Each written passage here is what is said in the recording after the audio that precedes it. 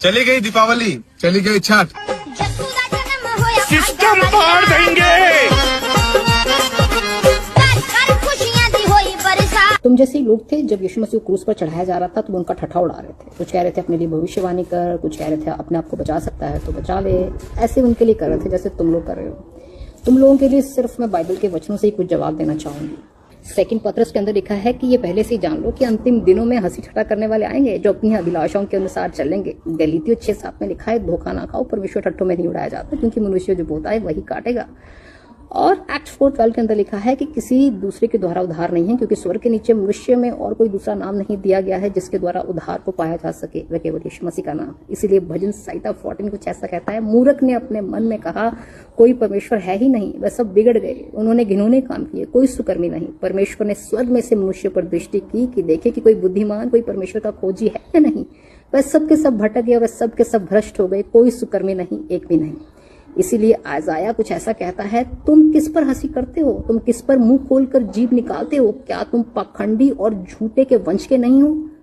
तुम झूठों के वंश के नहीं हो? खुद को देखो, जो तुम्हारे माँ बाप करते आए वही तुम कर रहे हो। और तुम्हारे लिए आयजाया कुछ ऐसा कहता है, जो सब हरे वृक्षों के तले देवताओं के कारण कामातुर होते हो ना, नालों में और चट्टानों की दरारों के बीच बाल बच्चों को भी वध करते हो। नालों के चिकने पत्थर आपका भाग और अंश ठहरे, तूने उनके लिए तपामान दिया, अन्न बढ़ाया। और क्या प्रभु कहते हैं, मैं इन बातों से शांत हो जाऊंगा? मैं आप तेरे धर्म के कामों का वर्णन करूंगा, परंतु उनसे तुझे कुछ लाभ न होगा। जब तू दुहाई दे, तब जिन मूर्तियों को तूने जमा किया है वही तुझे छुड़ाएं। वह तो सबके सब वायु से भी वर्ण एक ही फूंक में उड़ जाएंगे, परंतु जो मेरी शरण लेगा वह देश का अधिकारी होगा और मेरे पवित्र पर्वत को का भी अधिकारी होगा। ये परमेश्वर यहोवा कहते हैं। इसलिए प्रभु कहता है, ठट्ठा करने वालों, तुम कब तक ठट्ठा करने से प्रसन्न रहोगे? हे मूर्ख, तुम कब तक ज्ञान से बैर रखोगे?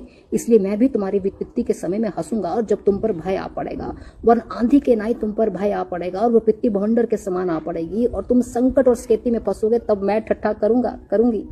और उस समय वह मुझे पुकारेंगे, मैं ना सुनूंगी। वह मुझे यत्न से ढूंढेंगे परंतु ना पाएंगे, क्योंकि उन्होंने ज्ञान से बैर और यहोवा का भय मानना उनको ना भाया।